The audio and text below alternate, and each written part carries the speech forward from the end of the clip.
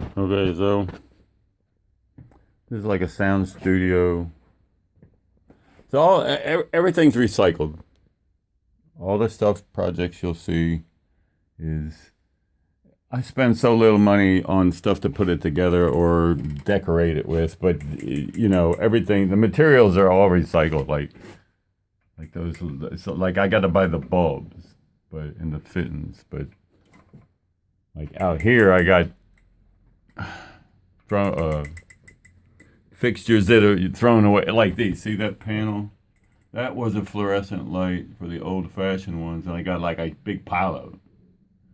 So before I realized I don't need all that extra metal, I can just make them that way, nice and light.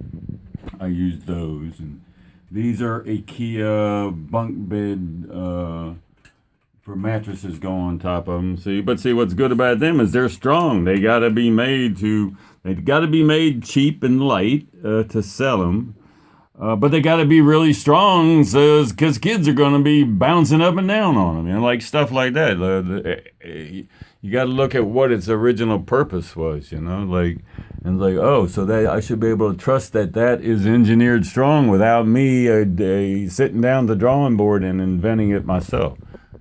Growing some succulents, and then I'm going to do a barrel 55-gallon drum full of water with this these blanket heaters you put around them so that they heat them. They just keep them warm, and they emit this low energy heat. Just this constant temperature, like you use like a space heater, a really hot heater, or even furnaces and stuff.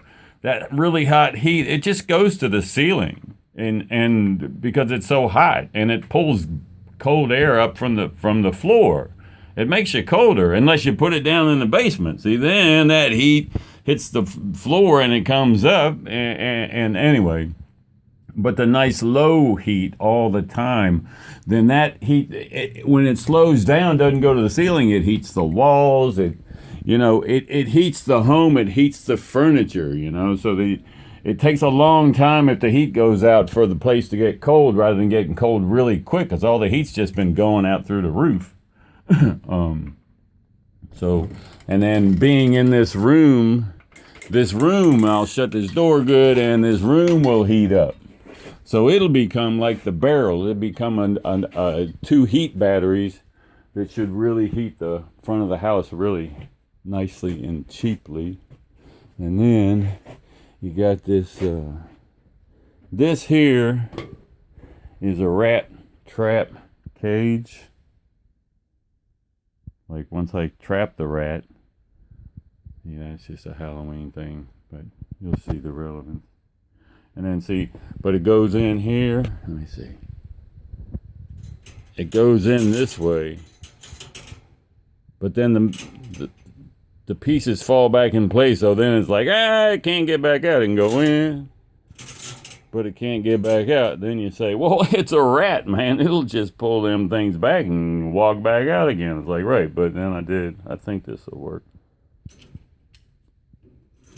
Oh, man, come on. Okay, here we go. Well, it's spring action, and when it's finished, that will... when it goes in to eat, and then it'll trigger a snare that will spring action this piece of wire to come down, and then it can't open it back up to get back out again. And it'll make a bunch of noise trying and waking me up, and I can come in and shut this. Okay, now, here's the succulent growing operation. Succulent light here. See, this is where I started with these lights, but then I started building them out. So I can do them either way, without the metal, with the metal. But look at all these growing, and that same thing, IKEA throwaway bunk bed frames. It's very strong, very already put together. I say that's the thing, man. People throw away all this stuff. Like, what are you going to do with it? It's like, what do you mean, what are you going to do with it? Like, look at what it is. Not, not what it was designed to be, just what it actually is. Okay, so then now this is where the rat is listening to me make this video right now. It's probably in that cabinet now. It might be outside. I mean, it moves around. They're pretty cool. But see, I don't know if you can tell, but the rat trap cage is made out of those same cage storage shelves like from a grocery store, and it's stackable. And so then I'm feeding it underneath and getting it used to it, and then I'll replace it with the trap and start feeding it underneath it, and then I'm grooming it while we're playing this game. Now it's starting to get used to me. I feed it all the time, and it's getting partially domesticated without knowing it, and then getting it to where it will think it's outsmarting me going into that cage trap and get snared inside it, and then it can make a pet out of it. It already is the pet, but because we're friends now. But so and then I feed it okay. If I feed it before, they're nocturnal. So if I feed it before I go to bed, it eats all the food, and then it's bored. It runs around making noise and being a nuisance all night. So I wake up to go to the bathroom 2, 3 in the morning. I come in here and feed it. I got the food already ready. So it sits around waiting for the food, being bored. Then I feed it. By the time it's finished eating and burping and farting and shit, the sun's coming up. I'm getting up. It's going to bed, and so I've kind of got it tamed to not be running around the house being a pain in the dick. Now, but if I oversleep, it starts. See, 2 or 3. By 3, it's making noise. It's like, all right, we had a deal. You didn't raise. So then it starts screaming. Well, then I hear it wakes me up, so I come in and feed it. So then it gets used to that. It realizes. So then I say, is that thing just gratuitously making noise to wake me up? Because, before it would start foraging, and that wouldn't wake me up. It'd start going through plastic or cardboard, trying to get into something, and the rat, and go feed it. So I'm wondering if it's playing me the game, and then one night it's like 2:30 and I haven't woke up, and I hear from here because I don't use the sink. So and then I'm like, is that? I'm like, no way. And then I'm like, all right, I'll get up. But I'm laying there an extra minute or 2 while I wake up, and then I hear it again. I'm like, son of a bitch. It's fucking, waking me up. It's like these things are smart. Now, I already seen enough to know that it's smart.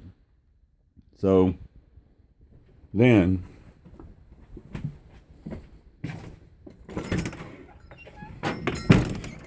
now here, this is that rat's mother's cage. See, there's a running wheel in there, and this is like the cage, and then it goes in that pipe. That's where it is now. Stays in the or now I think it's in here. But there's like a little mini oven in there that's been turned into a house for it, like all insulated and stuff. And so like a black rat snake chased it up on the roof there, and then there's a missing panel of glass up there that it went in, and then it came down there into the pantry, which is on the other side of this porch in the kitchen, and it ate, and I didn't know it was there. It ate up all my deceased wife's protein drinks that she ate while she was doing cancer, the leftover ones, and then it had a baby in there. And And then it got stuck. Like, I locked it out of the pantry. I didn't know it was there. I had the pantry door open. In the middle of the night, I closed it, and the rat was in the kitchen. And it couldn't get back to its baby, and it started freaking out and running around the kitchen. And I'm like, what the fuck? I hear all this noise, and it's like, it freaked me out. There's a fucking rat running around it's like, and, but it kept looking at me like, see, it had gotten used to me living in there, even though it was hiding from me, but it was used to me and I didn't know it was there. And it was looking at me all distressed, like running around on the counter. And I'm like, what the rats are usually trying to, they don't want you to know they're there. So what the fuck? And, over time, it was trying to get to its baby. So then I finally caught her. But the baby, and was still a baby then, it was running around. She was hard to catch, but I eventually beat her. But the baby learned not only a lot from her, but from the mistakes she made that I got her with, so I couldn't get it. Okay, so then I got her in here, and I hadn't seen her, I didn't know what she's doing in the middle of the night, if she's using the wheel or, I know she's eating because the food gets gone and stuff. And so then one night I come out and I see her and she runs over and she goes up her pipe. I was like, oh, good. That's the first time I've seen her. Okay. And she, she wasn't freaking out running away and she looked strong and, well, next second, a rat goes by this ledge right here. I was like, well, that's one of the reasons I put her out here, is use her to attract other rats. If there's rats around here, I don't know. I've never had a rat issue. So if they're attracted to her when she goes into heat or whatever, then I can trap them here outside so they don't wind up inside and get rid of them. And so one goes by, my idea's working, Well, then I got to thinking, is that the baby coming to visit mama? Because it was like, because I took some of her bedding and put it inside by the food bowl to try to kind of win it over, like, I know your mother, otherwise where would I get this dirty underwear, get her, because they pee all over their bedding and shit. And then like that night, it started making noises to me, talking to me, like it thought I was its mother, and we have gotten along better since, but I guess that might have led to it seeking out and finding its mother out here, because it apparently can get in and out, or that's not the baby. But so then I put this trap up to catch it, and then I'd know if it was the baby because the food inside wouldn't be getting eaten anymore. So I'd say, okay, this is not another rat that I want to get rid of, because if I catch the baby, I'll put it in there with her or try to work it out. But it reached through the holes and got the popcorn. They like popcorn. So then I put this around, and it's still, I came out, it still trapped it. It triggered the cage. It triggered the trap, but it didn't catch the rat. So it outsmarted me again, which that's part of the game, really. And then, but it made me think the night that this happened, that it triggered it after I put this shield up. It was a week after it had rung the bells, and this time it started screaming in the middle of the night. And I'm like, all right, because it's like I've had lots of feral cats, and it's like I'm looking at it like a feral cat, and they'll come wake you up in the middle of the night. I want some food, It's like, you got food in the bowls. I want some food out the refrigerator. They're ferals. They don't give a shit. So this thing screamed at me, but when I saw this, that there was nothing in it, I was like, you know what? I bet it was it. It knows I'm putting it out here because it's the popcorn, and it can smell me, and it knows this is its mother, and I'm connected to it. So it knows it's a game, and was it yelling at me like just laughing because it beat me again, because it's the second time I didn't get it in this thing. Anyway, good story. So then go out here. Okay, those are charcoal making machines. I've made a ton of them, you know. It's like research biochar. But the way they make them, the way they make biochar is just to get the charcoal. And all the gases that come out of the wood when they make the charcoal just burns up in the process. What I do is harvest it, and then I direct it through this refractory forge material, bricks, and with oxygen, and it you know, use it for blacksmithing.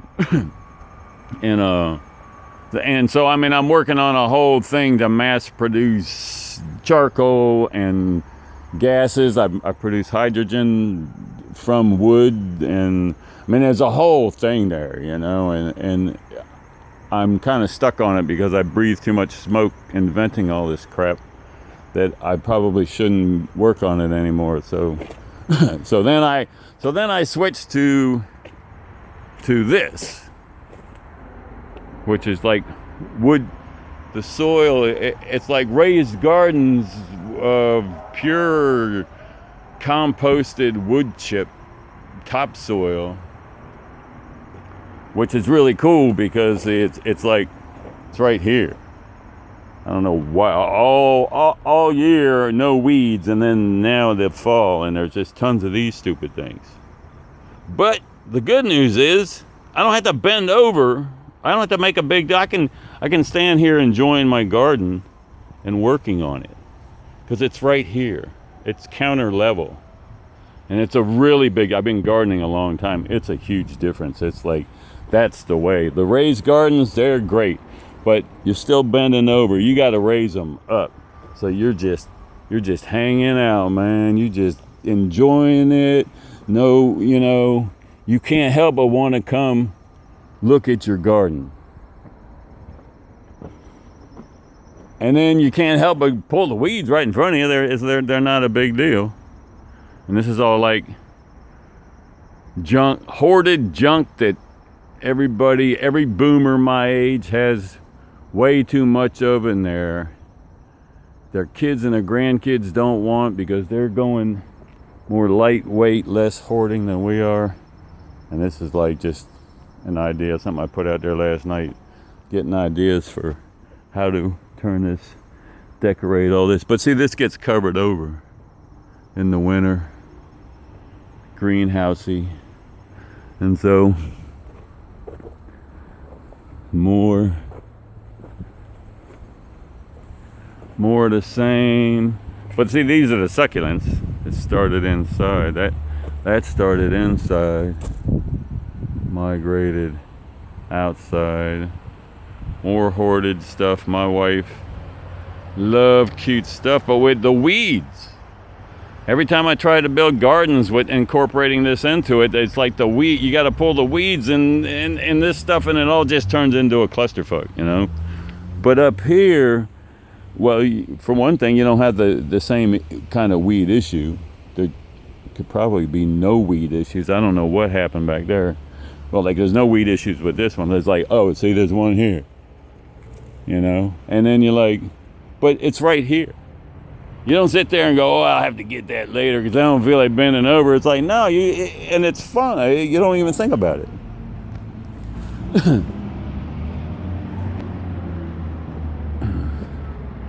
And see, and we got this just put here last night, getting ideas. Got some good ones too. But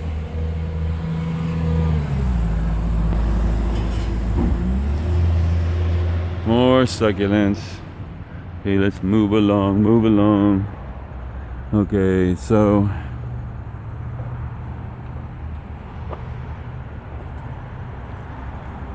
This is like the eagle's nest. I call it the eagle's nest. Long story, good one, but there's gonna be like a bed on this side, and then like furnace, like a charcoal making furnace that just heats up underneath. Pipes go up, provides a certain amount of heat. That's not really the point, more artistic. I don't know, maybe it'll turn into something that heats really well. This is like a sculptor, part of another project, like the well, you'll see. But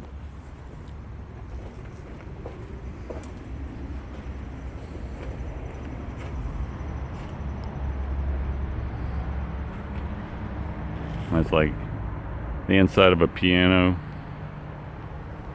It's all junk, remember. It's all junk. Not all junk. I mean, my wife bought a lot of this, like that pot. She bought that pot. And her grandparents, I think we got that bench from the grandparents. And but a lot of stuff they've thrown away, like right across the street at the apartments, like a lot of this metal and I mean, it's the whole point is it's recycled. It's stuff it's mocking up with junk. And then once you got a model, you go from there. But it's really just to highlight that whole, to draw attention to a bigger program I got for like to create an industry around all of these ideas, one unified industry. But this is all part of this is called Queen's Gambit.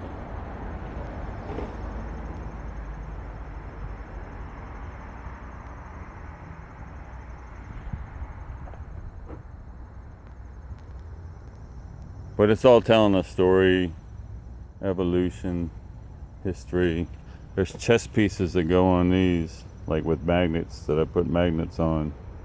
I've got like 15 different chess sets from around the world that when it all goes into this one, telling a story of history.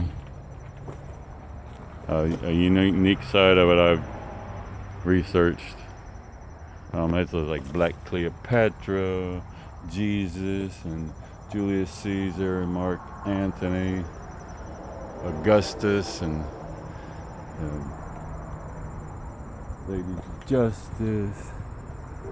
And I mean, it's ain't hardly nothing here that's not relevant. And then chess pieces go all over this thing. I've got, I have no reason to set them all out and pull them back in again other than making a video. I'd rather it be okay, so over here, this is where those succulents all coming in here for the winter, because those won't be ready to be heated until maybe the middle of the winter. So they'll be coming in here. And this is going to be heated by this. If you can even see it very good. Go around the back side. So I'm getting a load of wood chips there today. Like that whole driveway is going to be a big mountain of wood chips by the end of the day. And the wood chips are going to go in here.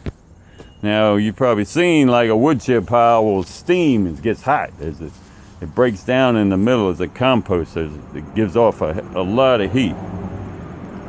So they're going to go in here, and this is going to go walls, wall's going to go up here to hold it all in. And this is going to be circulating air through the heating chips in the house to heat the house, and this is going to be circulating water to heat for hot water. And then that's the key to keeping the heat going is shaking it up so that it keeps resettling, and then it cooks some more, and then as it breaks down, it creates all these pockets and too much heat for the bacteria. So you got to have a good, efficient way. That way you don't have to turn the whole pile by hand, you know, just keep shaking it, it falls. You got these bed springs so that air gets, air is the key to it. So you want, keep shaking it, and the air's coming up through there, and it's all falling down here, working its way. Then you can shovel it out down there, add more wood chips up top, keep feeding it, keep it always burning, or not. And then like the heat from it'll heat up the water in those hoses there, which will expand through this one-way valve here and circulate underneath this garden, along with the air that's going to heat the basement. So it rises up into the house, heats the whole basement, so you're not pulling cold air out of the basement as you heat the rest of the house. So the basement's warm, and then the heat rises. But anyway, it's gonna be keeping this bed warm, heating the rest of the greenhouse, and the water will circulate and circulate and circulate because it'll expand through that valve, and it'll push it through here and then back in again, and it'll keep circulating and make it really hot in here, which will also heat the air inside this pipe, because the hoses are underneath these, and then I got another hose over here for the same thing. And then I can turn on the pump water inside, and it'll come in here and push the hot water out that's in here and push it inside, and then I'll run it in a bucket. I'll run it in however much I find that I'm getting out of it, the hot water.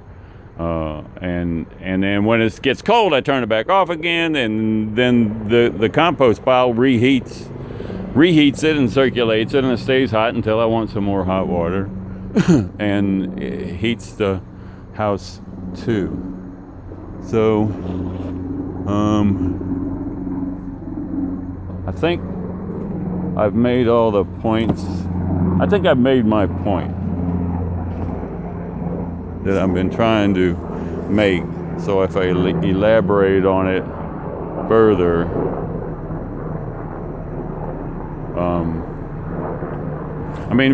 this is just what I do. It's like the cure to my mental disorder. Because I'm not really qualified for any of this stuff. And it's not even being so smart as I just keep at it.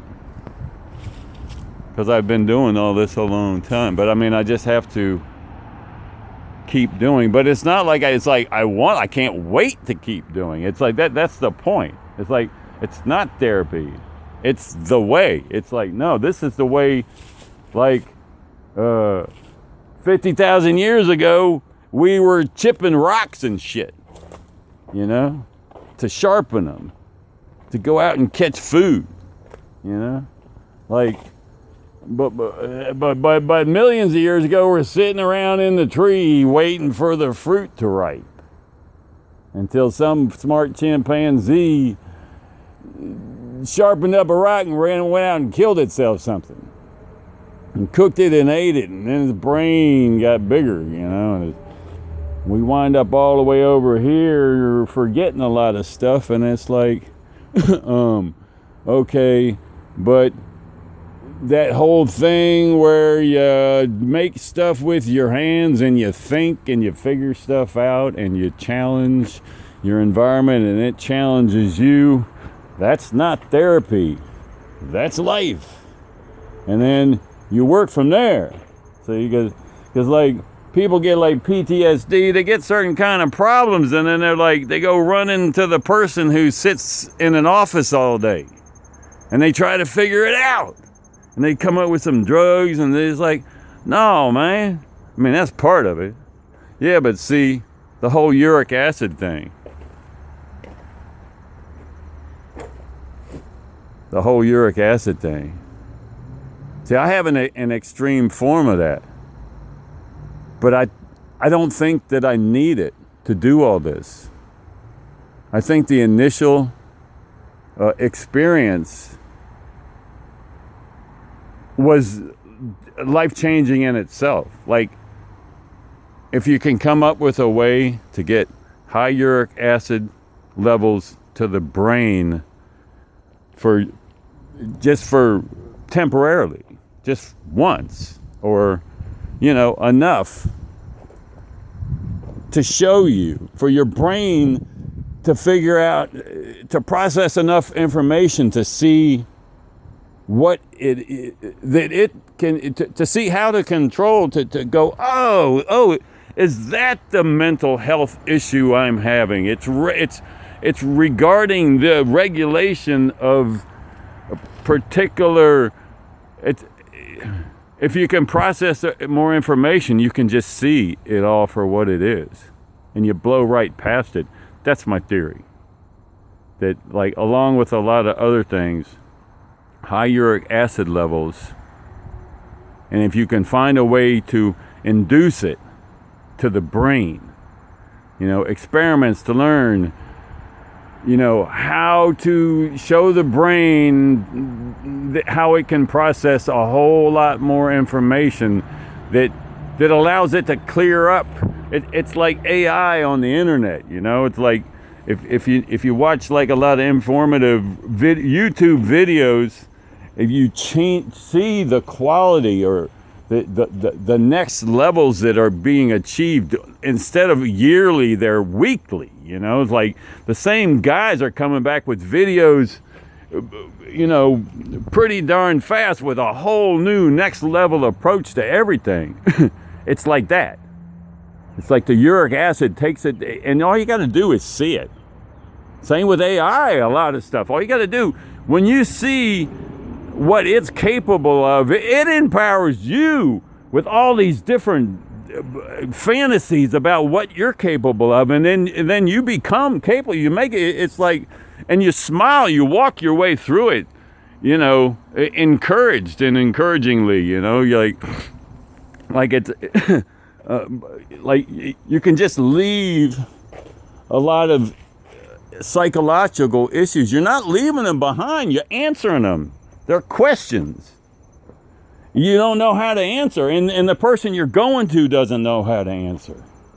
And it all comes down to the high uric acid level. Not all comes down to it. Like that might be a thing. It might be a component. Alrighty.